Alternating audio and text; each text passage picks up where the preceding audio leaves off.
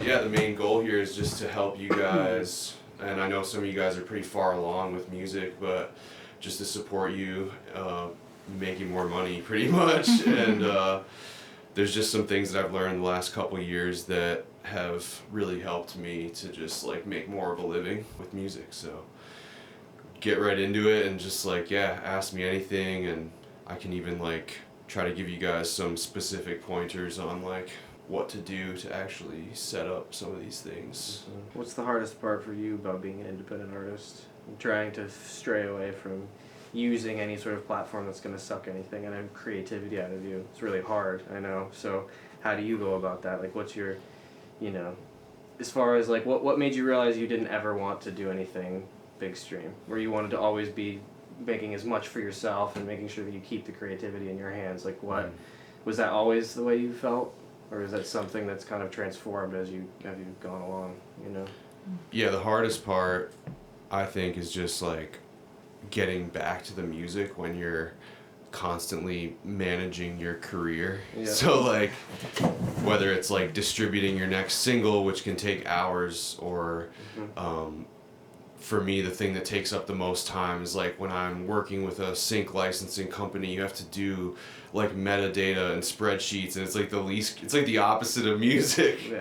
Yeah. So that's hard for me, because like if I was with a label, they would maybe take care of some of that for me. Yeah. So you sacrifice those creature comforts. Yeah, and then like, you know, I get sick of it, and then I'm just like, all right, I'm just gonna make music now again. Yeah. It's like you have to. Yeah. Because I feel like there's some really amazingly talented artists, including some of you guys, and it's like there ends up being the music is always the most important thing. Yeah. And so the hardest thing for me is just, which I'm getting better at, is just balancing time between like the administrative side and then the actual creativity side. Yeah, definitely. That's tough. But yeah, in terms of like being independent, like I'm independent until there's another conversation, you know? Like if there was... Yeah. I try to be realistic, because, you know, when I first started out, I was like, had these big hopes and dreams, and like maybe a little overly optimistic at the same time that like major labels and CD sales and getting signed was like a thing, and now it's like not as much anymore. So things went from CDs to like you could download everything for free and all that. So we all grew up with that. So it's hard to navigate, but yeah, just being independent is like what I feel like I have to do until it becomes like viable to, or like there's a label like knocking on the door. But the ultimate goal is that it would never be, that wouldn't be your choice. You would be so viable that you'd have everything you ever need. That's you the wouldn't thing, need to give anything to anybody. More you are giving to others rather than getting taken from, you know? That's the thing. Like if you're, like let's say you have a viral TikTok song and a label comes, because now you're popping. Yeah, of course. You have 100% of that track until you give anything away. So as long as you're set up to collect all your royalties, you don't have to use a label. I guess the label could be beneficial because of the marketing, which I feel like is also one of the hardest things, is just reaching a new audience with a limited budget. Of course. What do you think the best avenue for doing that is? For reaching a bigger audience? Yeah, on a limited budget. Yeah, I mean, I've spent $5 a day sometimes, like when I'm releasing a new track on Facebook ads. That's helped me to grow. And there's a platform called Pondshed, which makes it easier for creative people to make Facebook ads, because the ads platform can be really confusing. Like you can hit boost on a post, and it, like that's the basic way, but then there's like ads manager, which is like you can really target an audience, and Pondshed makes that easier.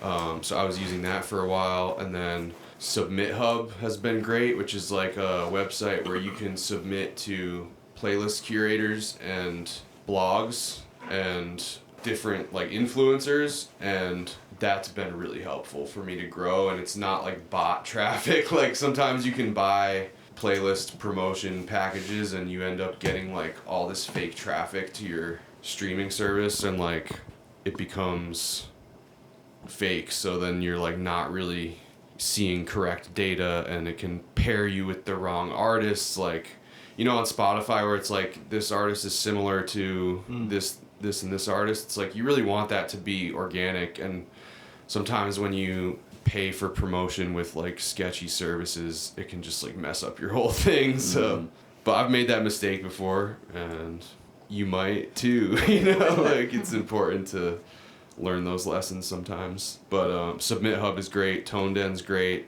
I have hired publicists before. It's extremely expensive. Like for me, like it can be thousands of dollars a month, and nothing's guaranteed. You know, like they could submit your music to Rolling Stone and like Vice or whatever, and like they didn't want to write about you, so they're not at fault, but you gave them money and they did their best, and it can be kind of tough. But I have worked with one company doing radio promotion, and that was cool. I did that with my song with KRS-One, and we did like a college radio promotion, and it went on some charts and stuff. And I've only done that once, but it could be something to try.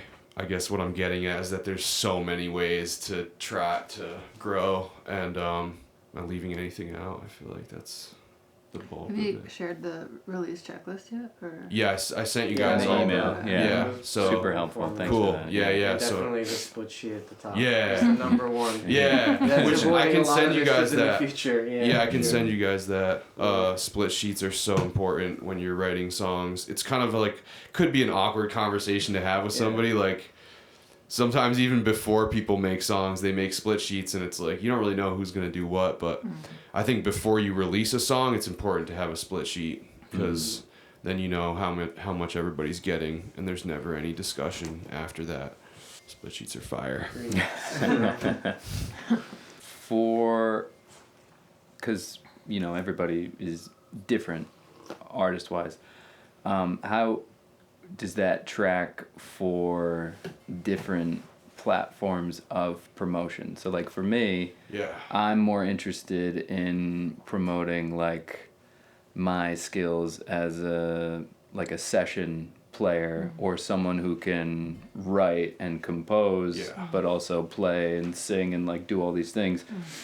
I feel like certain platforms like TikTok isn't really where I would do the best, only because my stuff is sort of like needs sort of more of an attention span, for lack of a better phrase. Because TikTok is you need to like condense your stuff to the shortest window possible with the catchiest stuff, because it doesn't take a lot of time for people to just pass you over. So for someone like me who needs a little bit more attention for what I'm promoting, what are the best places to jump off from in order to build something like that? Yeah, before we exclude TikTok, I have some immediate ideas. Oh, for sure. I didn't want to exclude them outright. Because like, for you with TikTok, like, I think you could look at it as more of like you're building awareness there, and so like you could initiate collaborations and duets with people. I see. So like you could lay down a guitar riff and you could be like, duet this, and then all of a sudden like everyone's adding to that. Because of the duet function on TikTok, all of a sudden you're like networking with tons of musicians who are everywhere, who love your guitar riff, and now they're like singing on it or adding another guitar riff to it. So TikTok can be very collaborative, which could lead to some session work or some songwriting work, but it's also just like a fun way to build awareness. But I think for you and what you're already doing is just being embedded in your scene and like going out and even if you're not playing shows, like finding the places in New York City where there's other songwriters and producers. Like if you see some sort of like event coming up in New York, like for instance, for me, there's a producer night every Monday in New York, and like I'm gonna go and try to like network with the people there. And I feel like it's easy to get caught up in all the digital marketing or whatever, but like the most effective is still just like showing up. It's person like to person. Yeah. So I feel like whatever. I mean, we're out here, so you know, the Egremont barn is like the ceiling. But if you go to if you go to New York City, it's like show up at a show and just like push out of your comfort zone and meet some people.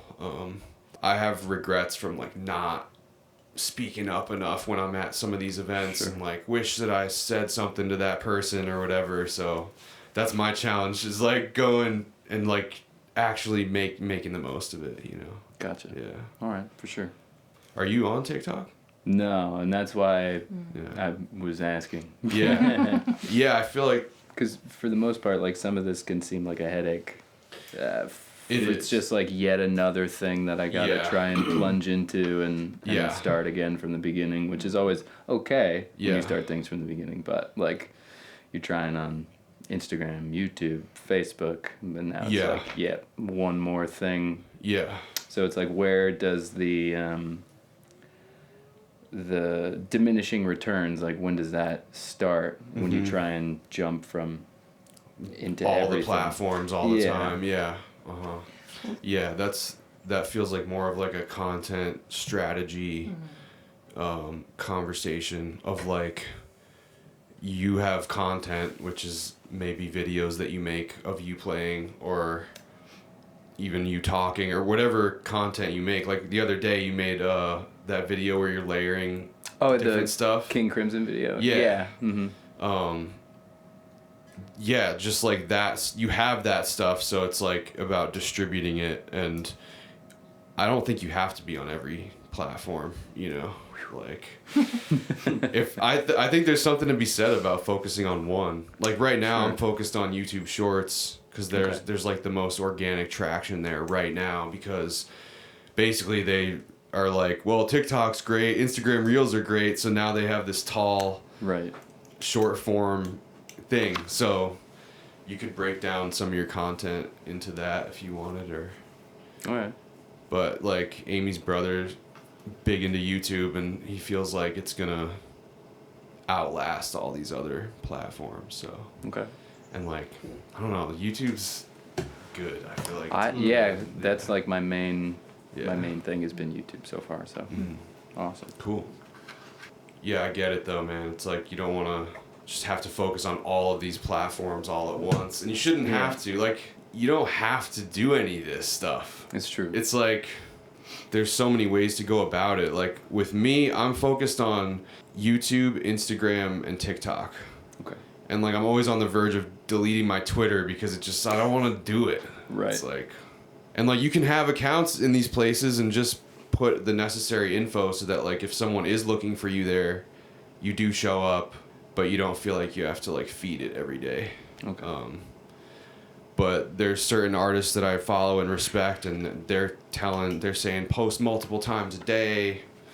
Right. And like I've tried that. I've tried posting 3 times a day, and I feel like it's a little bit too much. Mm-hmm. And like people could maybe get a little fatigued, or you become a little bit like in the background because you're always there, you know. Right. But some people think like you should always be everywhere, but I don't know. What do you guys think about that? I think that people naturally, if they see something that is garnishing not enough attention for the rate that they're seeing it, it naturally they just aren't drawn to it. So like let's say I post 3 videos in the same day. Each one has 3 likes, 5 likes. And they're searching through and they see it twice in a row. 10 minutes later, another different video, no likes. Mm-hmm. It's just this mental thing. It's like, that person isn't very important. But I Yeah. see one video and it's like, you know, maybe it's just that they just posted it. Yeah. But then when you see like 3 or 4, it could be anything. It doesn't have to be music. It could be a product. It could be an ad. It's like, you know. Mm-hmm. But I think the other side of it, just like the science behind radio, the more you see something, the more you hear something, like, you know, you will, you know, 8775 cash now, JG Wentworth. Do you know that? Yeah, it's sad that I know it, right? But I've heard it so many times, right? So it doesn't matter whether I like it or if I'm ever going to use it, I still know it's always in the back of my head. So it's like, Yeah. maybe just go for it, because who cares, you know? Like, the people who like it are going to like it, right? But, Yeah, and like, but that's kind of like how someone with maybe a less keen look on it would think, you know? Just Yeah. the average, just scrolling through, just like looking at something, you know? I have conflicting thoughts about it, because when I see somebody posting content that isn't high quality all the time, it's like I'm like, I can't. Yeah. But if someone's posting like really good, valuable good, stuff yeah. all the time, then I'm usually into it and gravitating towards it. There's this thing where the status quo is that consistency is key, and that might have come from somebody like Gary Vee or like somebody who's like, consistency is crucial, like you have to do this every day. And so you do it, and then you're doing it and you're not getting that many likes. It becomes discouraging, and you worry about if your fans are like, what are you doing, you know? And then so I've been on that end of it, but now I'm kind of trying to post like once a day, and doing things that I feel like are up to my standards for quality, and just like kind of being there enough, and then when I can, like providing value, like being able to like I've been posting beats of people, and then people will rap on them, and like that's grown my TikTok a lot, is like allowing people to collab with you, you know. Yeah. On TikTok. I think TikTok's interesting because you see a lot of people that are just trying to start out, and what they're doing is they're taking one video that they like and then just keep reposting it. And I've noticed that I've seen videos that are like completely like 7 million likes, and I look at their account and it's the same video every day, and it never got traction. It's just one day that it blew up, and that helped them. And I've seen that multiple times. Yeah. And it's usually those videos are like, they're very short, and it's just the peak or the catchy part of the song, so that it gets stuck in your head so that you want to hear more of it. And then at the very end they're like, here's my other socials. My biggest TikTok video was 5 seconds. Yeah. And like it got like 250,000 views, and it was like me trying the least.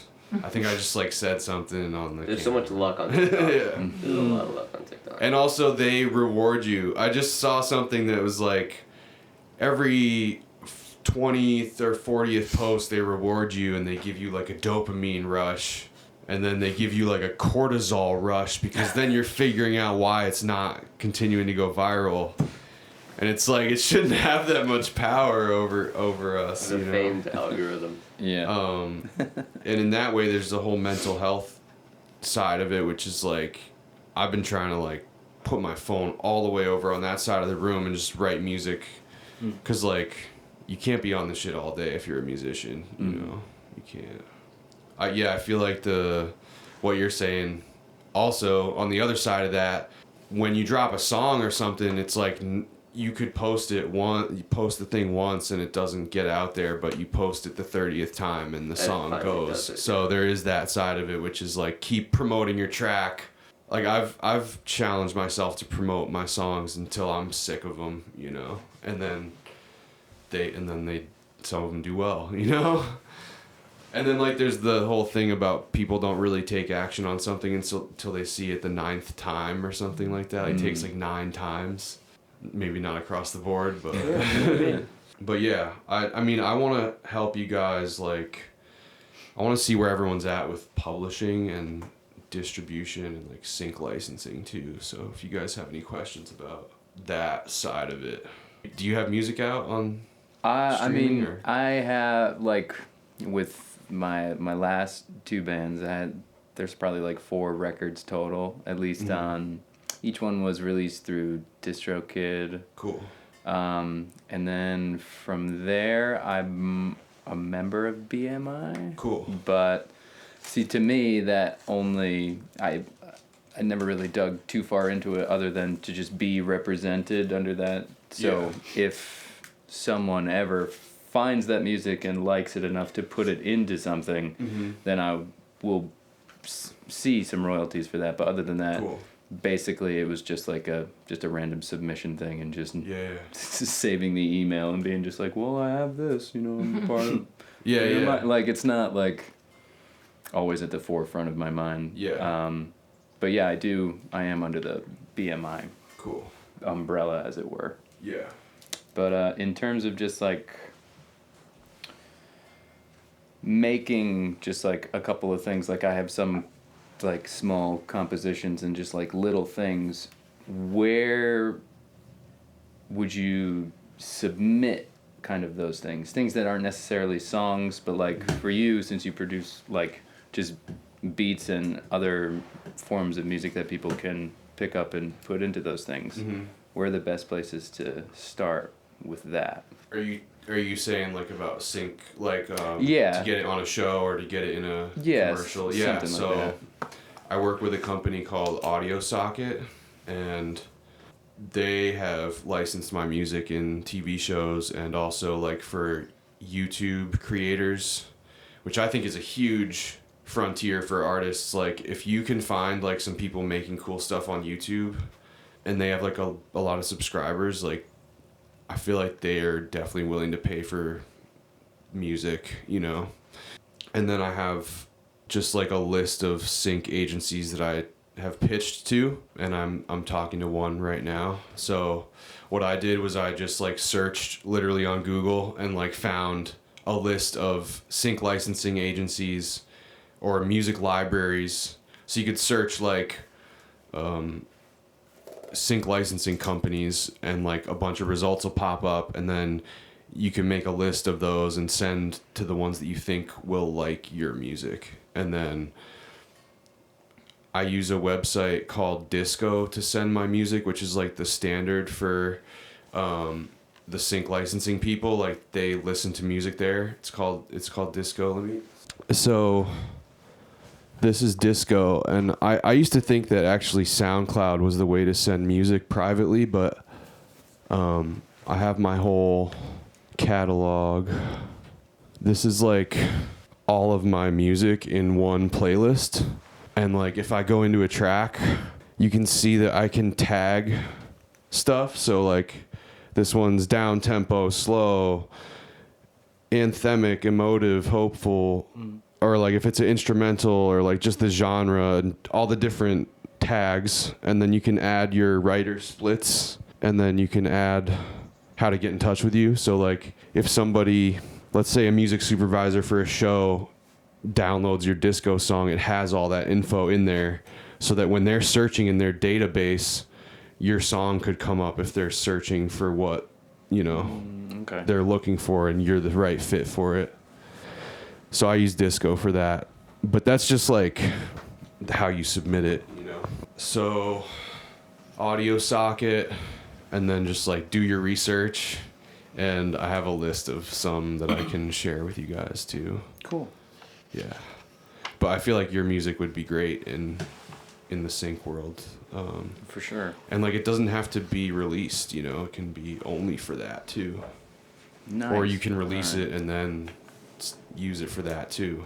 are there sites where other musicians can sample your work when you submit it? Yeah, so this is a huge thing. My biggest revenue stream right now is from Tracklib, which Tracklib is a marketplace where artists can affordably sample music. So I have a couple releases where I released the music and then I sent it to Tracklib, and it gets sampled and I get royalties from that. Okay. So that's like, if you're okay with people sampling your music, then it could become another revenue stream for you. Nice. I'm just gonna write something here, but feel free to ask me. Keep asking me stuff.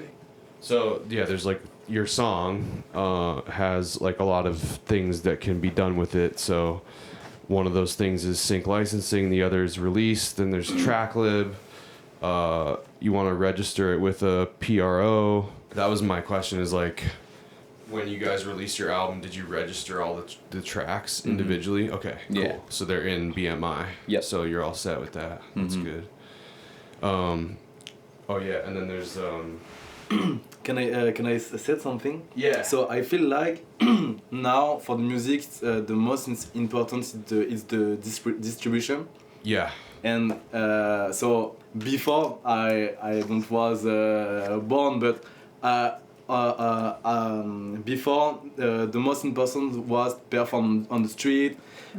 So now it's very complicated because for me I feel like I'm not feeling with the distribution, because I mean we are the question is very different like with the distribution. Question is like writing, make music, have a good time, and make the video, now it's very important to have a visual. The person can see the visual with the lyrics. Yeah. And yeah, but that's why that's why the distribution is very important to, if you have a track list, to send this track list for every radio for so yeah. Yeah. It's very different for Yeah, so definitely it's like with your video you want to be able to send them to Spotify or iTunes or have some, like when they fall in love with your music, you want to be able to have them keep going on a journey of discovering you as an artist. And like the music video is like performing on the street, but it's on the internet, you know, like they're finding you on the internet instead of on the street. So when it's so beautiful to make the moment with the people. I don't take video, just don't think about the video, but just leave the moment. But after you said, damn, I don't have video for it. Yeah. It's like you want to perform and film it and send them to your website. Like, it's like there's all these ways for people to discover you, and like performing is my favorite because it's like the most direct way. So yeah, like you mentioned Distrokid, I feel like there's a few, you know, there's so many different distribution places that you can distribute the music, and you can now put music videos on Apple Music too. But yeah, like performing is my favorite way to express the music. That's another thing, if you guys don't know, that like every time you play a show, you can register that show with BMI, and you can collect royalties from your live show. So that's been good for me. So like BMI and ASCAP are the performance royalty side, and then there's the mechanical royalty side, which is, it's a different type of royalty. There's like two ways to go about collecting all of your royalties. One is like doing it yourself. So you signed up with BMI, and then you would sign up with the MLC, and then also register the same tracks with the MLC. And then you would collect that mechanical royalty. And then there's also a third. What's the MLC? The MLC is the Mechanical Licensing Collective. The Mechanical Licensing Collective, and it was founded like last couple years by, it's a government program. So basically there's all this money that was sitting because independent artists didn't have a way to collect their own mechanical royalties. So the MLC was started so that independent artists could collect their mechanical royalties. The other one is Sound Exchange, and that's a different royalty. So you would want to create a Sound Exchange account and also register your tracks with Sound Exchange. That's like a digital internet royalty. It's like different than these other two. But what I do is I have a publishing administrator, which is Song Trust, and when I register my song with Song Trust, they register it with BMI and the MLC and the global, like they collect my royalties worldwide, and the MLC is only in the US. And it's the reason that Song Trust exists is because it's really hard to collect your own royalties, because you'd have to register them with like a myriad of like tons of collection societies all over the world. So Song Trust just handles it for you. And there's like other sites like that, but the reason I use Song Trust is because it's non-exclusive. I was in an exclusive deal with TuneCore, and they were doing what Song Trust does, except I wasn't allowed to like license my music anywhere else. So I moved my whole catalog over to Song Trust, and now I can work with like licensing companies. So it's important to like read these agreements. But after doing that, I just found out that TuneCore became non-exclusive again. So you could work with TuneCore if you want.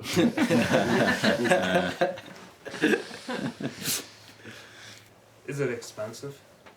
to sign up with like Song Trust. Yeah. I think it's a one-time fee. I think it was like $100, and then they take a 15%. So, Nice. 15? yeah, Okay. yeah, So that 15% is worth the thousands of emails to get. I mean, yeah, pretty and, much. yeah, and like hopefully you make enough money to like you would make more money than you would if you were doing it on your own. Yeah.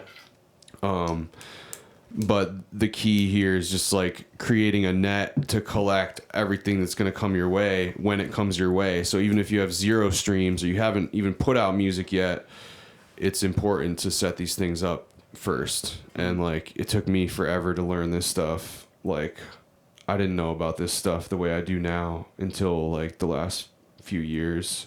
And like before that, I was just kind of like learning and like making mistakes, and now I'm confident in what I'm sharing with you guys because I've like got a pretty good grasp on it. But In your experience, what are the different ways to get into sync licensing and how? Yeah. There's like 2 ways that I've gotten into sync licensing. One way is through working directly with people who do video. So like if you have friends who are making videos, or you know somebody who does commercial video work, like starting there is the best place because they already know who you are and your music. So partnering with somebody who's doing video regularly, like an editor or a filmmaker, is a huge move. And then like what I was saying before, doing that huge research phase where I was going on Google and just like finding what I thought would be the best sync licensing companies. And then, yeah, there's places where I haven't gotten placements though. Like there's a website called Song Trader where like anyone can submit, and I've never seen any return there. So, it's like a lot of trial and error and just like putting energy into stuff and seeing what sticks. And when something sticks, then putting more energy into that. So with Audio Socket, I've given them my whole catalog because they have been placing stuff, and it's not exclusive, so I can still do it with other companies. But you might find a sync licensing company that does want to be exclusive, but that doesn't mean that you can't work with other companies. It just means that like you would give them 10 songs or 5 or 10 songs that only they would pitch, and then the rest of your music you could keep non-exclusive. There's a company that I'm talking about that with right now, and the benefit of that is that like if you submit all of your music to every company, then there could be 2 people working on a TV show pitching the same song that's yours, and then all of a sudden like there's a bargaining war going on because like they're trying to get the lowest price because there's 2 people. So like it's good to like, it doesn't hurt to submit your music to everywhere, but it might not be the best thing to give your music to everybody. Does that make sense? Have a game Yeah. plan. Yeah. So just for what about Spotify for the distribution? Because I mean Spotify is very famous, and it's good to listen the song in Spotify. So what about Spotify? Yeah. So the way you know how to do that? Yeah, Yeah. I don't know how to post a song on Spotify. I don't know if I have to pay or.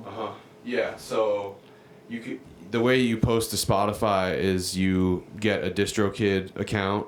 So you could either have Distrokid or TuneCore or United Masters. So let me just show you. You can come up if you want to look at it too. But basically, this is my Distrokid. I can go? Yeah, come on. Thank you. Can't see from the So these are all my songs, right? And they're sent to all of these platforms, including Spotify Okay. and Apple and iTunes and Amazon and everywhere. So when I want to And you pay for all of us, or No. you pay just for one? I pay for a year, Okay. $35, and you Okay, can yeah. upload unlimited music. And so I go, if I want to put out a new song, I upload and you select the stores. There's Spotify. And you can put out an album, a single, set the release date, album art, genre. And then after you submit, Distrokid. I'm going to show you this.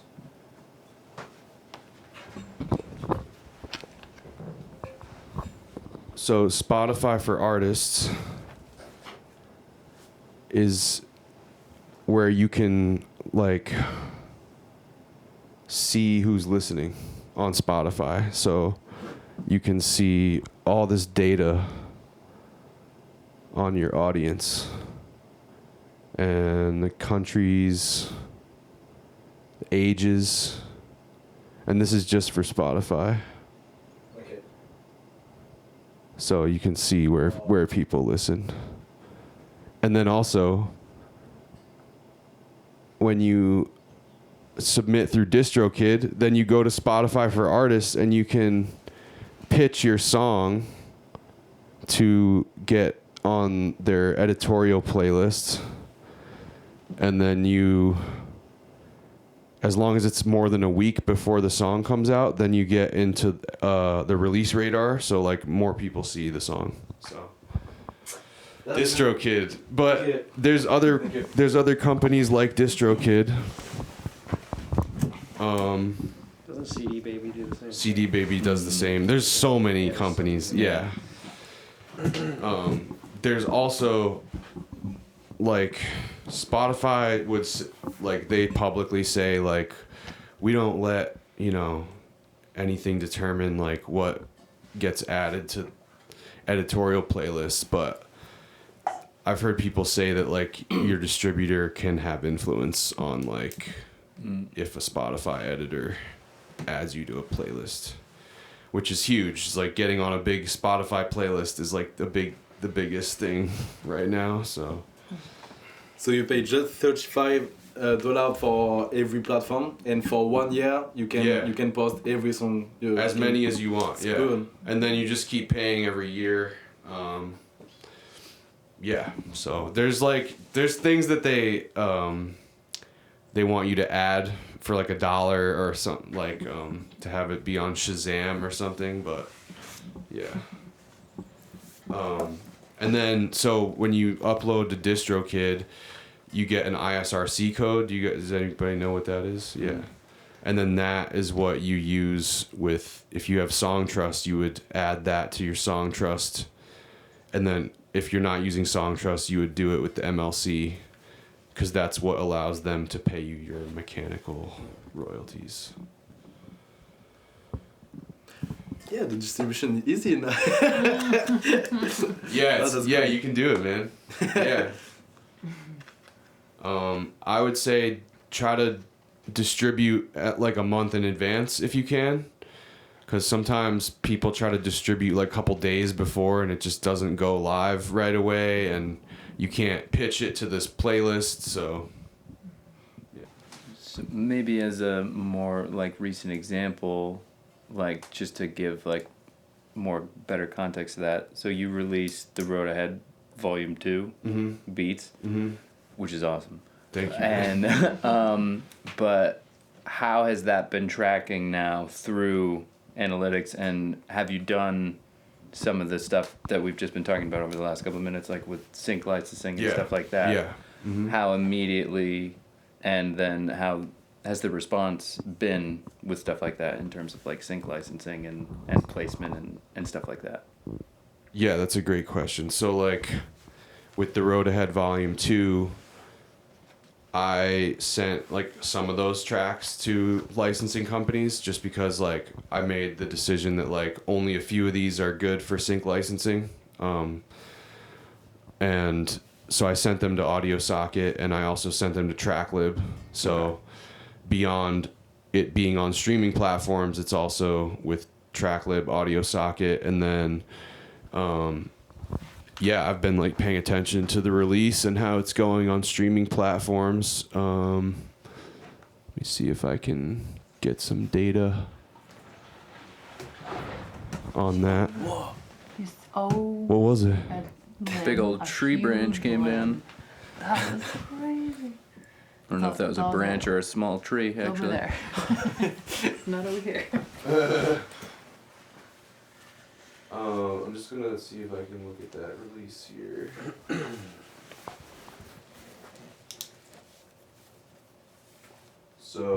So yeah, on Spotify, it's got like 2,000 streams so far as a project, which is like pretty low for me, honestly. I feel like releasing singles has been way more effective, and so, but I wasn't going for the big streams for this. I just wanted to put it out. So like, because I have kind of like a big back catalog of music right now, I was like sitting on the beat tape for years. So I was just like, all right, let's put it out. And I did get some Submit Hub playlists, which is another thing with Spotify. Spotify for artists.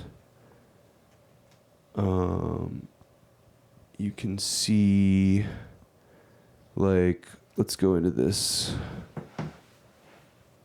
So you can see that it's been added to some playlists, including the release radar. Gotcha. Because I did the pitch, it got added to that. And then there's a couple independent playlists there. But if you ever get added to an editorial playlist, they email you. I'm trying to see if there's another one that's gotten added. I'll share another trick with you guys. Oh yeah, this one was from Submit Hub. So that got like 128 streams just from that playlist. Nice. And then also I have my own playlist that I add, like a public playlist on Spotify that I add my beats to, which can be helpful. Because like playlists are kind of like, if you title it correctly, it could show up for people looking for your kind of music. Yeah, so a couple ways to go about it too is like you can search for playlists on Spotify and sometimes their email will be there, and so you can like actually just reach out to people directly. Nice. Yeah. So that's just on Spotify. And you also have the strategy of releasing a single first. Yeah. That's the trick I was going to tell you guys. So for The Road Ahead Volume 2, I released 2 singles before the full album came out. And then I used the same ISRC codes for the album version of those songs. So like the singles are on the album, but they're coming out like 1 month in advance, or, you know. So those plays get aggregated so that when the album comes out, it already has the streams included from the singles. Gotcha.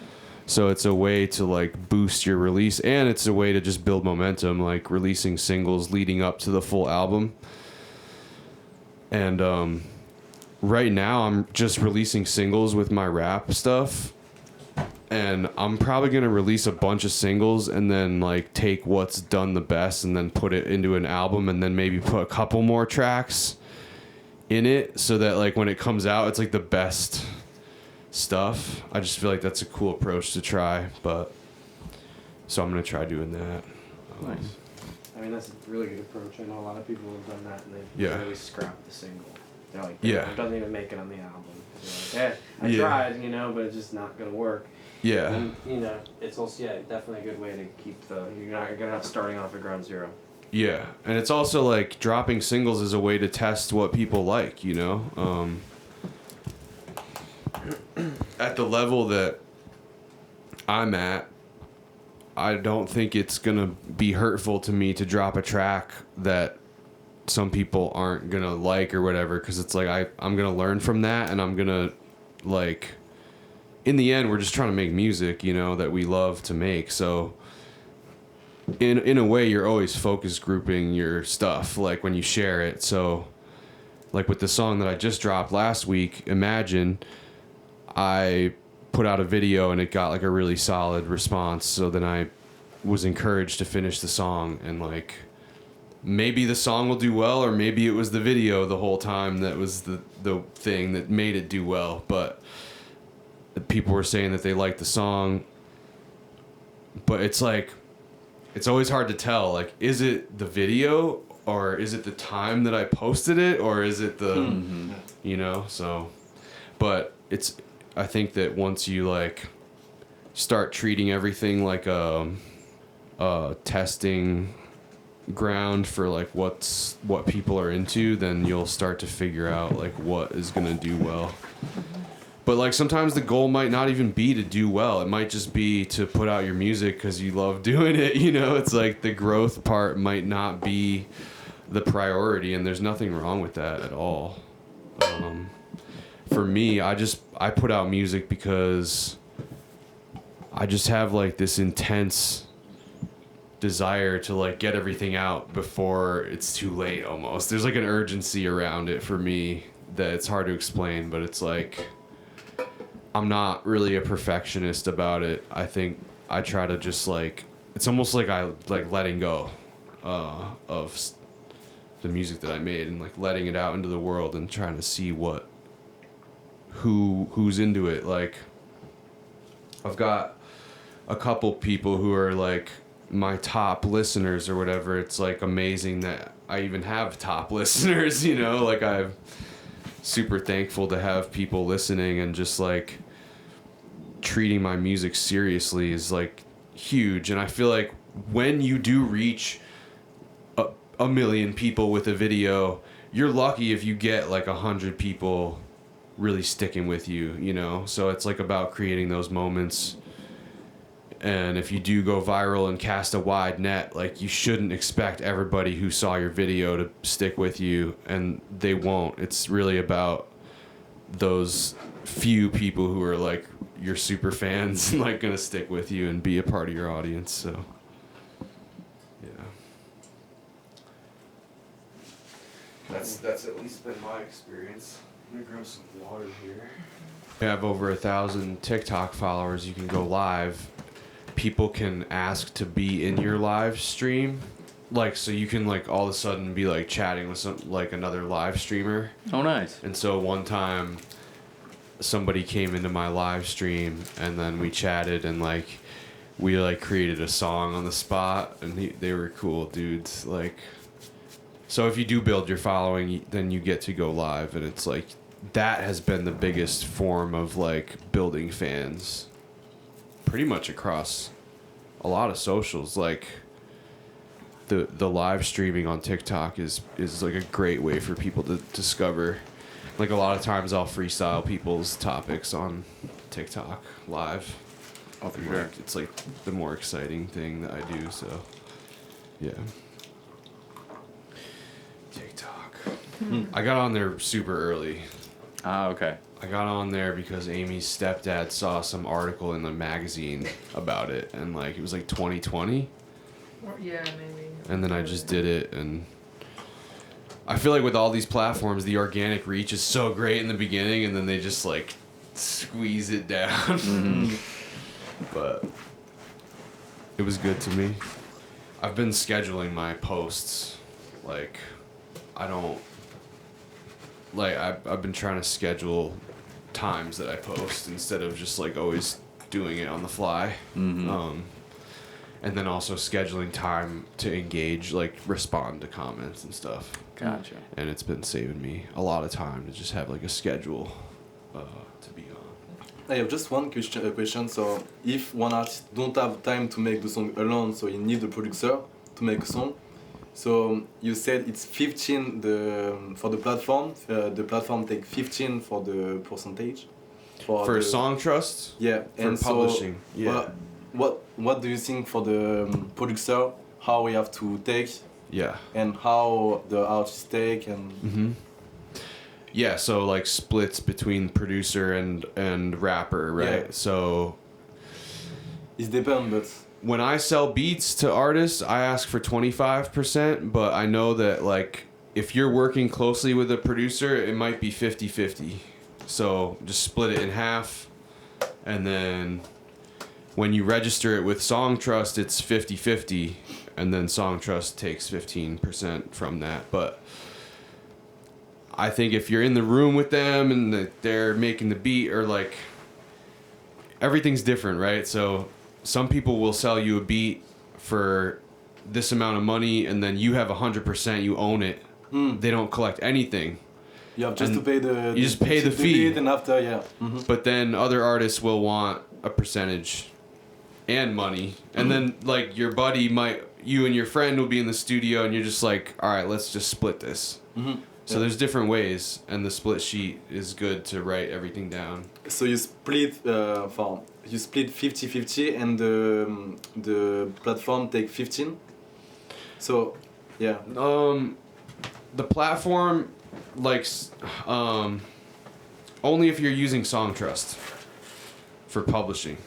Okay. So like, when you release with Distrokid, you guys get 100%. And let me show you something with Distrokid quickly. Also a huge time saver. Let's just look at this release. So this is my most recent release, and it says I'm getting 100% because I wrote the whole song, right? Yeah. But if you have a producer, then you can add their email, and you can put 50%, and then you'd add them, and then you don't have to pay them. Distrokid sends the money right to them, which saves so much math conversations and math. Yeah, because you can't be an accountant too, you know. Or you can, but or maybe maybe you're a musician, but like your job is as an accountant or something. But so yeah, with the beats, like it's all negotiable, it depends on the relationship. Okay. Yeah, because it's just like the split sheet can make all that stuff get figured out. How do you master your tracks? I've been working with this dude, Bob Mack. He's in the UK for like 10 years. And then there's my buddy Ian Stewart in North Adams. He's great. Yep. But I'll say that it's like financially, it's really tough because like it just costs money, and it's like because I'm mixing my own stuff, like it's just, and like I want to be releasing music all the time, and then there's the turnaround time, and so like I've been like teetering on the edge of trying out like the Lander like AI mastering stuff, but I'm trying to avoid that because I like the way that it sounds when a real person does it. So yeah, I mean, as far as somebody who's on a budget, like what would you recommend doing as far as mastering? Because the track has to be mastered before you release it or do anything with it. Yeah.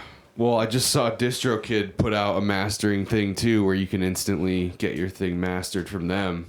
Really? And there's like a lot of companies that are just doing algorithmic mastering for like $10 a track. Mm. But you have to listen to it and see if you like it, because you don't want to feel like the mastering made your track like some type of way. You still want to like it, so. Yeah, because it really can change the way it impacts. Yeah. I've paid a lot for mastering, and I've tried the Lander thing, and I just keep going back to my guy Bob. Like, he's just good. But what are some of these platforms? Lander is LANDR. That's like the most popular mastering website. And yeah, it like processes it in a couple minutes, and then you can listen to it before you buy it, which is good. Yeah. There's one where it's like a robot does it, like in an actual room. You can see it in real time. I think that one's called Aria or something. Oh yeah, for You heard sure. about this? Yeah. Hmm. I've never used it. Not sure I want to, but then there's like the high level mastering, which is expensive. There's like, famous mastering engineers. But I think the middle tier, is like finding somebody who can do it affordably, and just like find somebody that you like to do it. Make them your friend. Skylar does it. I think he Yeah, does it. I know. Yeah. I don't want to bother him with it, but I probably will end You up should. just being like, yeah. You're like, dude, can you just master a few tracks? If I may, how won't much post do you this pay? part. What's that? How much do you pay Bobby? It's in euros because he's in the UK, but Oh, that's fun. yeah, he could, I've been working with him for so long, so I don't know if I'm getting a discount now, but I think it ends up being like 50 a track, which is tough if you. Yeah, but to consider that, what you just said, that's nothing. Yeah. I mean, you go to an act, like I've paid 150. my friend $400 for 4 hours. You know what I mean? Yeah, like, yeah. not Oh, even, yeah, for you know, sure. but Yeah. the difference For is mixing that when or? for mastering, just Oh, mastering, okay. that's it. Yeah. When you take a step back, you use some AI program, or you try to do it yourself, right? You always say, "Oh, I could do it myself. I don't need help." Then you give it to someone who has just a little bit of a different perspective, and then you listen to their version of it. You're like, okay, now I have to give everyone a shot at mastering this because I want to hear every different version of it. The place where I hear the difference in mastering the most is when I'm just listening to my release radar on Spotify. It's like all this music from all these different people, and like I can start to hear like, oh, this person like might have used Lander or like something. But a lot of people do it on their own. Like there's Ozone and Isotope plugins that are great. Yeah, I feel like some people probably just put a limiter on it and make it loud, and they're happy enough with the mix that the loudness finishes it off. And then there's discussions about the streaming platforms normalizing the volume of songs. So I don't know. I don't want these guys to lose their jobs, like the mastering guys, because I feel like it's a fine art, and I've been happier with the results. So, but yeah, if you need an intro to anybody, just let me know. Thanks, man. Yeah. Yeah, I really like Skylar's masters because he's so filthy. Oh, dude, he's so good. I remember working with him years ago, and just he's got an ear. He's very knowledgeable. I mean, Yeah. He went to school for it. Yeah. But he's also got a style too. Yeah, definitely. Do you have tunes that you're finishing or? Yeah, trying to get well, out? I mean, mostly like beats that I just want cleaned up and like sound better. Cool. Especially, like the volume. The volume's always an issue before you master it. For sure. Yeah. Yeah, I'm sure you know this, but just having enough headroom before you master is always a good thing. And yeah, like I've had tracks where, to be honest, like the mix wasn't as good as it could have been, and the master can almost bring that out sometimes. Yeah. And sometimes I've thought, oh, the master will change this thing, but it doesn't, Yeah. But yeah, it's something that I'm constantly reassessing, because like I need to be able to get music out quickly, and I feel like a lot of artists do, and like, or at least you want to be able to have the option to like, this track is hot right now, I want to drop this right now. So I don't know. Because you want to release it with that excitement, with that energy behind it, so you can promote it with that type of energy. Yeah. But then there's that lag. Yeah, like even with this track I just dropped, Imagine, I was like trying to get it out super quick, but I had another release that was already coming out, so that's another couple weeks, and then you want to distribute it with some time in advance, so then it's like a month later, it's like, is it still as exciting as when people were like loving the video I posted? Right. But like the people who really are, and it's cool, but yeah, I wish there was a way to like do all the things I'm talking about, but just drop it like the next day and have everything work. It's tough. But it's good to have the lead up time too. Some people like to do like pre-save campaigns. I think that's a complete waste of energy. What do you mean pre-save Trying to get people, campaigns? there's a way to like get people to pre-save your track. Oh yeah, So through that, like- Spotify. Pre-save the song, Yeah, the like, album. A lot of people do that, including big artists, and the the idea is that the algorithm of Spotify likes it when you save a song.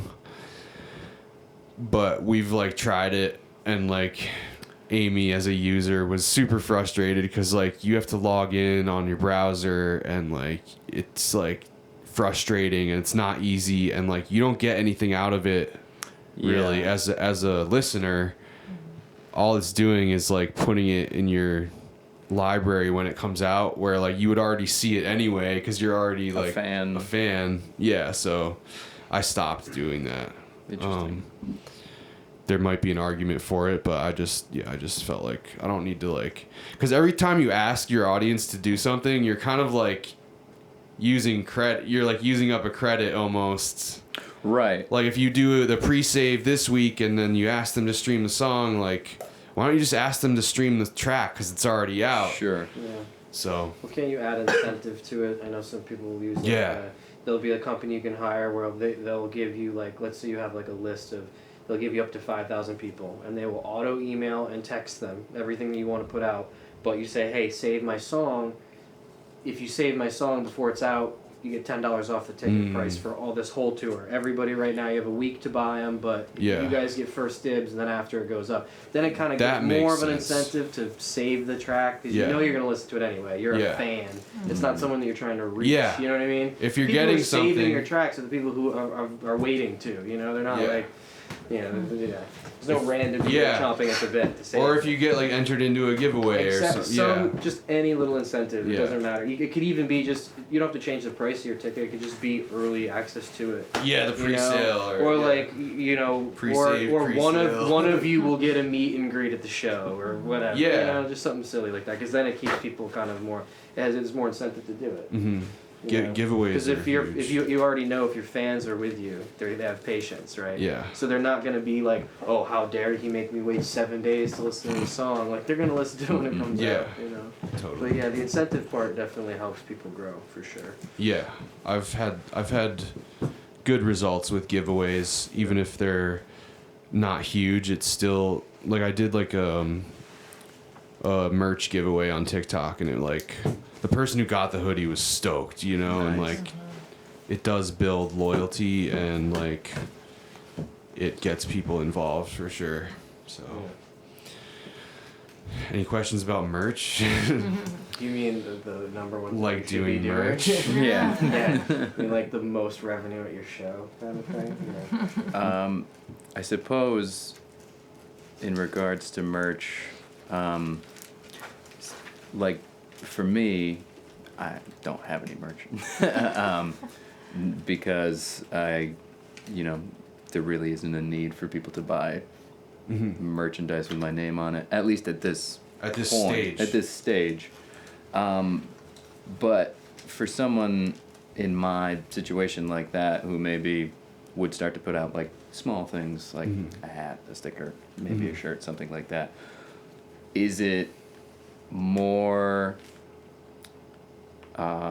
intelligent to sort of like really try and narrow it down what you would think would actually sell instead of just being like, everybody's getting a sweatshirt, but you know what I mean? Which is like one of the most expensive things that you can probably put your name and face on and sell to people. Yeah. Yeah, so would you obviously start small, just have a good idea on a couple small affordable things? Yeah. Yeah. So I'm like totally paring down my merch right now because I feel like I almost got a little bit ahead of myself with it, where I was trying to run like a full-on merch thing when like I'm not quite there yet. The place where merch does well for me is at shows, so that means that you have to order it in advance. I mean, you could do the safest things, which is like t-shirts, stickers. Hoodies are cool, like if it's the right season. No need to sell a hoodie in the on 4th of July or something. But So Printful is a way that you can sell merch online without having to buy any up front. So it's print on demand. So basically what happens is the customer orders your merch, and then Printful, you pay for the cost of that one item via Printful, and then you get the profit after. So you don't have to really do anything. It just happens on its own. Nice. But I just haven't had that much traction with it, and the contrast between selling merch at shows versus on my website is like night and day. Like I've sold out of merch at shows, whereas like it's a struggle to sell merch on my website. And I think that there's a point where an artist will be able to sell merch on their website, but you have to like be realistic about when that point is, you know. I feel like really big artists can do merch on their site, but it's another one of those things where you end up wanting to get back to making music if you focus too much on it. It's like, Yeah. That's where I found myself with it. But I was offering like a ton of stuff on my website, and I was paying $50 a month for Equid just to host my store, and I wasn't selling that much merch. And so I just went to the free plan, which allows you to have 10 products. And so I'm not paying anything for it anymore. Nice. And like still using Printful. And then when I have a show, I'll order like 10 shirts usually. Or like, what did I do last time? I did like 10 shirts, 10 hoodies, I think. Nice. Yeah. So stickers are cool, but they're almost like a giveaway thing. Like, yeah, you don't really want put to them up in the bathroom, you know. It's like, yeah. Yeah. So yeah, I don't know, but merch can be different for everybody. Like my experience with it doesn't necessarily have to mean that it wouldn't work for you. Like, right.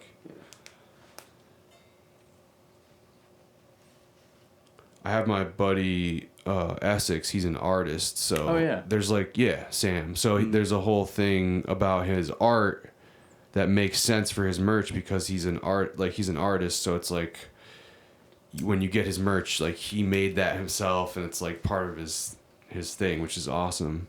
So that kind of leads into my question. I was gonna ask, when you first start with merch, do you think you should like a lot of shirts are like memes at this point? Yeah. Do you think you should have like a unique joke above it and then put your name under that, and like so it's like subtle? I think it's a good idea. Do you think that would work? I think it could. Yeah, it depends on your audience. Like, 'cause, like I don't know, if I feel like when I first started out, I don't think my name would be big enough to just have like a plain sweatshirt with my name right in the middle. Yeah. Of it. Yeah. I think I don't know. What do you think about that? Yeah, I think having it be about something bigger than yourself, you know, Yeah. until you get to the point where people just want to wear your name on there. It's just like a bigger incentive. Yeah, it's like something that they can relate to. Yeah, Like, because they're like thinking about it, you know? And then like it becomes a conversation starter. I feel like a lot of merch is like conversation starter. Like, it could be a sticker or whatever. Like, things start conversations, and like sometimes you like introduce yourself to somebody because of the shirt they're wearing. Like what's something that you're into? Like, I don't know. anything, video game, Cars. Music, yeah. yeah, like anything. So if you see somebody like rocking that kind of gear, like you're gonna be like, yo, like you're into that? That's dope. Like, so it's like a culture thing. But what I found did the best for me was when I collaborated with an artist, and made a merch design that was like what I care about, which is like hip hop from the woods. So it's like a boombox with like a tree growing out of it, and it's like an art piece that was made. That's sick. So like that did well because I feel like it's because I cared about it, you know, and because there was an artist behind it. So doing creative stuff is cool. I've seen like pretty out of the box merch ideas, people making their own merch too, like, and then they'll like film behind the scenes making their merch. So it can become like a pretty storytelling opportunity as well to do that. Yeah, you can do screen printing on t-shirts like super cheap. Yeah. And it's not that hard. Yeah, and like if people know that you did it, like Yeah. that's huge. Like, And you know, it has that kind of like do-it-yourself look. You know, sometimes it might be slightly imperfect. Which Yeah. makes it cool. Yeah, that gives it the character. Yeah. Yep. But I'm trying to think about it less right now. Yeah, I don't think about this one. But yeah, like for shows, it's huge. I mean, you can also make sure you always have something that's so subtle too. Yeah. You know, I feel like I've worked merch tables for a couple friends, and the little heart logo black T-shirt. Mhm. That's the one that people buy. Yeah. Like sometimes you don't want a huge print of his face. Yeah. You know, Yeah. like maybe Yeah. I don't want Ben right here. Yeah. I just want like a shirt that's nice. Yeah. And when you're That's shopping, true. you know, you might buy that at Marshalls anyway. 'Cause it's Yeah. a cool logo. True. If you have the little boom box So with the true. heart, just Exactly. the heart logo, you know, and then Yeah. you catch people wearing it, and like you know, so they might not even know why they're wearing it, but they're wearing it. Yeah, you know? wouldn't want to try to sell something that you wouldn't wear. Exactly. You Yeah. know, Yeah. like, Right. and I've done that. And also giving them things that go the further distance than the T-shirt. I mean, right now Yeah. you see a huge reprise in vinyl. People Yeah. are listening to vinyl so much more than they were even 10 years ago. I mean, not as much as when it was out, but people really like it. And I have one friend who swears by the vinyl. Yeah. Every album, he will print 100 of them, and 3 shows later they're gone, and none of the T-shirts have sold. That's So it's like dope. people really like that. I That's think that it might be interesting. kind of a new emerging Yeah, I thing think that vinyl is you know, definitely a good. coming back. sort Yeah. of, you know? Definitely something to consider. But it's expensive. And It it's is not, so- It's not something you're gonna lay down right away. Yeah. Vinyl are dope. Yeah, but it's the Yeah. dope thing to get because some people they don't even listen to it, man. They will put it on their wall just to. Right, have it's like it. an art. It It's like is art. an art piece. Yeah. It's Yeah. a double function. It's art piece. It's they want to That's listen true. to it. Yeah. And it's something they can take. You know. Yeah. Yeah, that's It's like dope. selling a framed T-shirt. Yeah, I'm guilty of it. I have one vinyl I've never even opened. It's just like an Nice. angle on the wall. It's like a collector's Yeah. item. Yeah. Exactly. Well, it was a special print where it's black and yellow on Yeah. on the vinyl. And Yeah, exactly. it looks so cool, but they only Yeah. made like 20 of them, so I'm not gonna play it. Yeah. Yeah. Yeah, don't listen to it. I mean, not that long ago, I bought an artist's cassette tape. Dude, tapes. There you Yeah, go. that's Tape. cool. Killing it. Yeah. And it was cool. Like he made it on like basically a transparent neon green cassette. Cool. Which definitely pops. Yeah, It's that's like- dope. Yeah. And the insert and Yeah. it was good. That shit's dope. And like, yeah, it brings you to this other point, which is that you need money to make money, and the money might not come from the music right away. So Yeah. the funding aspect of it can be challenging, especially with merch. But yeah, I don't know. It's like doing music full time is tough, and it having all these multiple sources of revenue streams is what can get you there, I think. But yeah, like the merch can be part of this song thing too. You know, you could include for every not every release, but every release that makes sense, you could bring merch into the equation and have that be another point where you could bring in money from it. So Yeah, the incentive thing is always going to get you the most. yeah, First 5 people to buy the first 5 tickets sell you a free shirt when you show up to the concert. that's cool. We'll Yeah, have this ticket. You will sell 5 tickets in 10 seconds. yeah, and Because that's it's like a just- doable Some people goal. are already ready anyway. They're gonna do it, and That's- then all yeah. you're doing is gaining that 6th or 7th person. Yeah. And that's just a little Yeah. extra in your pocket, you know. Yeah, I think the giveaway stuff is really It's big important. time. Yeah, And that's why it's so popular. It's always been popular on Facebook and Instagram. Yeah. And you see for every age group. Oh, Yeah. share this post and like with your friends, and I'll give you a trip to Switzerland. It's like Yeah. probably not, but they're winning because Yeah. you're sharing their posts and they're getting the Yeah. algorithm. And Yeah. it's just working. So it's Yeah. like tell people you're gonna give away the whole studio, and you guys can just follow and like and share and then you'll have 800 new followers. it's a good reminder to always try and like offer stuff to people. because you can make it worth so much more than what you put in for it. Yeah, Especially if it's a shirt or something. yeah, Because it's not always the shirt they came to your show, you're giving them the shirt. Mhm. Hey man, thanks, you won. Like, and then that is like, that's, now you have a lifelong listener, rather than someone who's just on for a few months and then they're like, Yeah, which there's a lot of that. Happens a lot, and it's yeah. good to have that too, but it's those few people that really make a difference. and, yeah, like you said, just showing up in person. Yeah. And that's everything nowadays too. Yeah. Yeah, I mean, like, I have to be honest, like, I don't really have an artist that I'm like that with right now. Like, there's a lot of artists that I really love, but I don't have an artist where I'm buying all their merch right now, you know?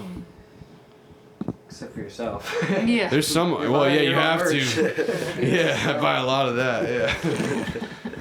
Well, yeah, so it's like, I would encourage, I've done this before and I think I should do it again. I have like a few artists that I'm thinking about doing this with, but like try to become a fan and see what it's like, see how it feels, like see what it feels like to buy the merch and like Go on the road, man.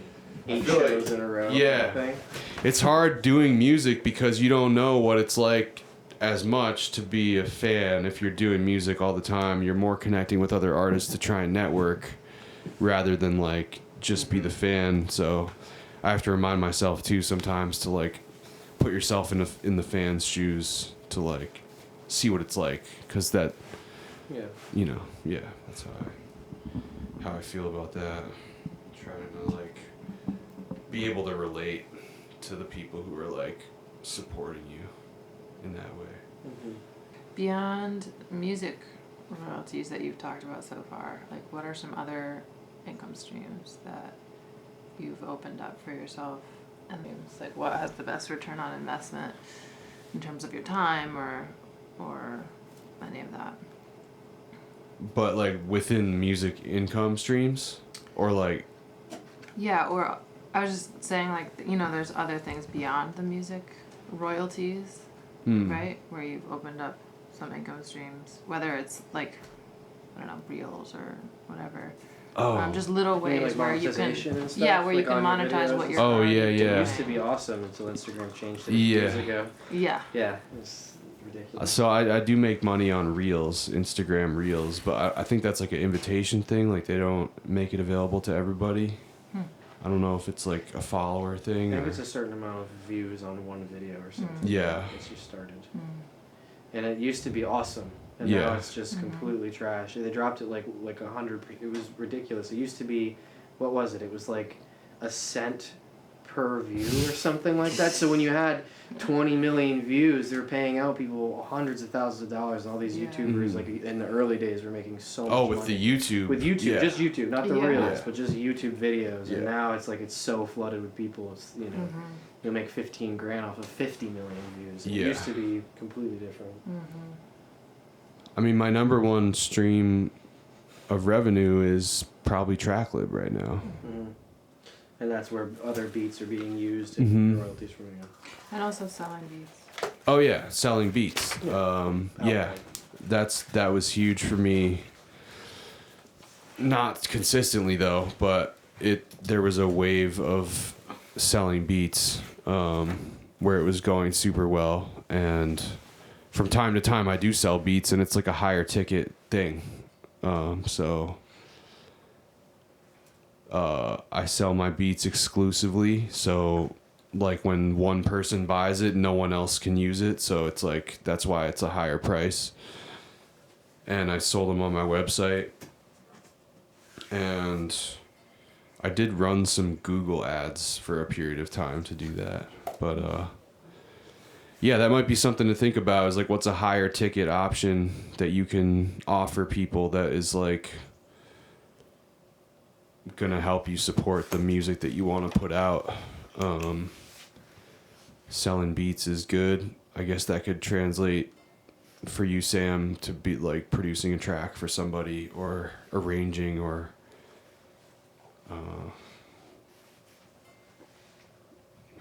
yeah, like I feel like you could write some full songs for people even.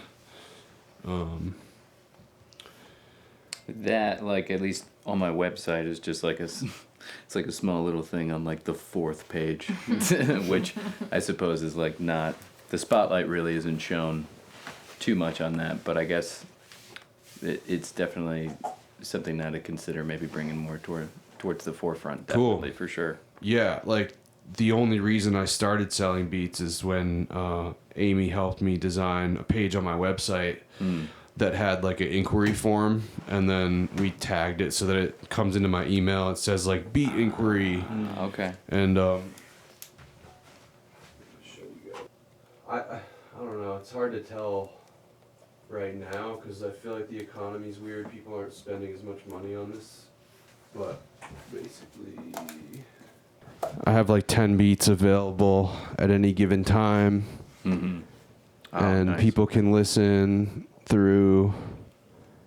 And then there's the inquiry form where they enter their info and suggest which one that they're, or select which one they're interested in, and some FAQ stuff, and then it goes to my email. And then usually what happens is I'll try to get on a phone call, Gotcha. and the place where I've sold the beats the most is from like actually talking on the phone with the person. And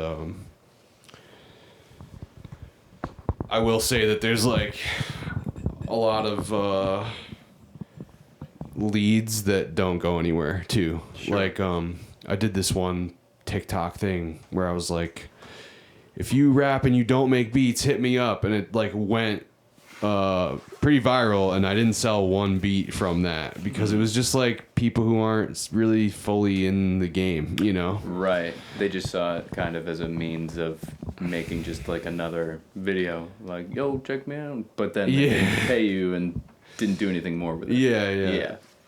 But then I have some consistent clients that come back for more beats, and I did sell some beats from TikTok. Nice. I've sold some beats to some personal connections, and like what I have the most fun with is when somebody like has tracks that they like, and they send me examples, and then I try to recreate an original version of that. That's always a good way to do something. Nice. Like if somebody's like, I want a song like this, and then you like get inspiration from that and then make something custom. It's always good. But the pricing for beats is all over the place. Like people are selling beats for $50. People are selling beats for thousands of dollars. People are selling beats for hundreds of dollars. So I've been trying to do the higher ticket thing, which means that it's like I might not sell as many beats, you know. Like it just might not happen as often, but when it does happen, it's worth it, you know. And then there's the part of me that's a rapper. It's like I don't want to give these beats away, like, Yeah. because I want to rap on them, and it's like, but I also want to make good beats available. So, I don't know. So there's like a certain like coveting and justification process that you have to reconcile with. At the same Yeah, it's time. like a gamble. It's like, oh, I'm gonna make my favorite beat available. Yeah, exactly. Oh, yeah, it's tough. And in regards to that, like talking about how do you price things, you know, do you do it just by the file itself, or is there a sort of statute of limitations where you would have like, say, like billable hours, and that is how you would justify like setting a price point for something? So Yeah. like if you were working with someone and like you said, okay, it's going to cost this much, and you know they would be like, oh, I didn't expect it to be this much, like you sort of have to stand by your convictions, right? Yeah. Because this is like, you know, it's stuff that we are good at, that we are spending a certain amount of life, time, and force that we're not going to get back in order to produce something for Yeah. you. Like it can't just be for free all the time. It can't be No. for less than we're willing to accept. Yeah. Yeah. So like, I don't know, sometimes I find myself struggling with that to a certain degree, because it's like you do want to help people, but also it's like, hey man, like I need to eat, and you know, like you're doing this full time, and you know you have a family and everything, so it's just like hey, you got to meet me kind of halfway here. So Yeah, I don't that's know. such an important topic and question, is like how to maintain your rate and how to say no too if you Yeah. have to, because if you drop your price, it's like then you're like devaluing yourself. Sure. But there's situations where you need the money and it's still more than like some other job. Right. There's like situations where it can be really difficult to make those decisions. I've lost deals selling beats because I just didn't want to go as low. And like there's been situations with beats where like the person is capable of paying the price that I'm asking for, but it's just not. Closing a deal is tough, you know. Yeah. But I think that if you set an hourly rate, then you can think about what it would like if someone's trying to pay you a flat rate for a project. Like, definitely think about how many hours it's going to take. And what I try to do is like,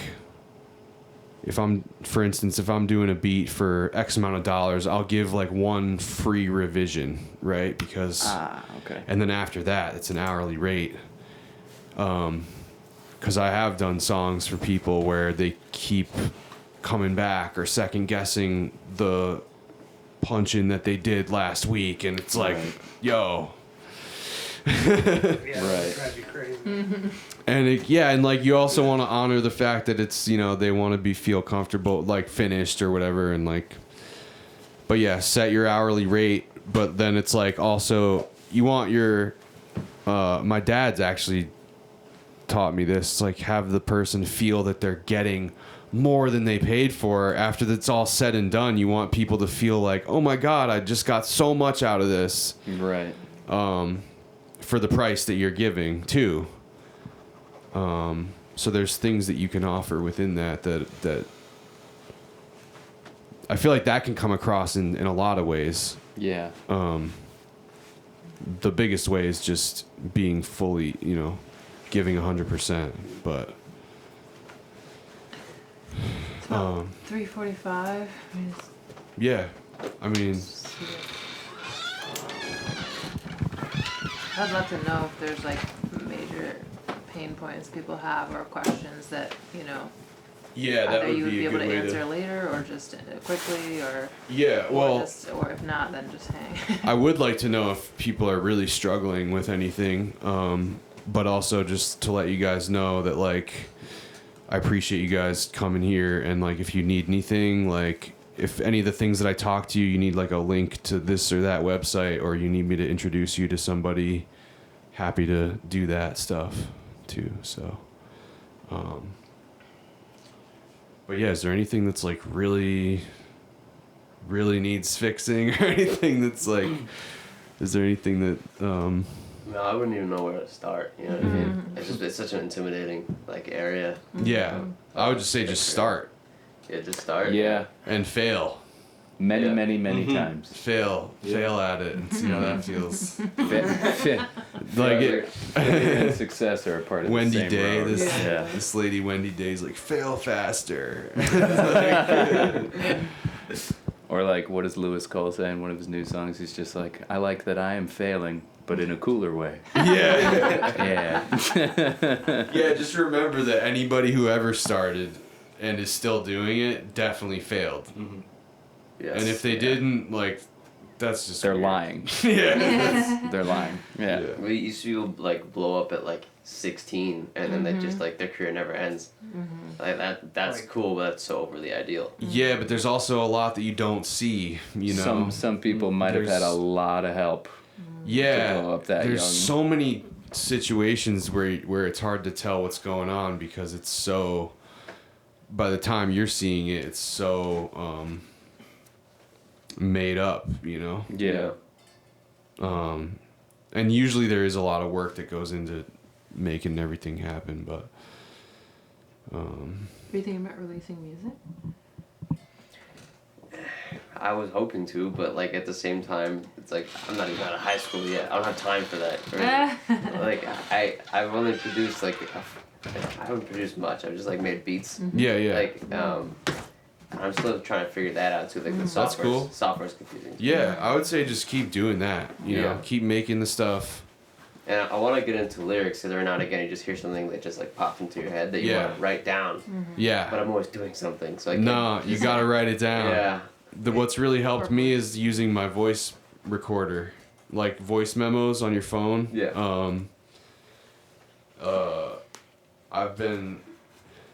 I've forgotten so many good ideas because I didn't like write them down. But lately I've been trying to like actually stop what I'm doing and actually go write it down because it's like that stuff is so important. Like, and then sometimes you might be like, that was dumb. Like, why did I do that? But at least you got it. Like, it's like, you know, if it sticks, then you know it's good. Yeah.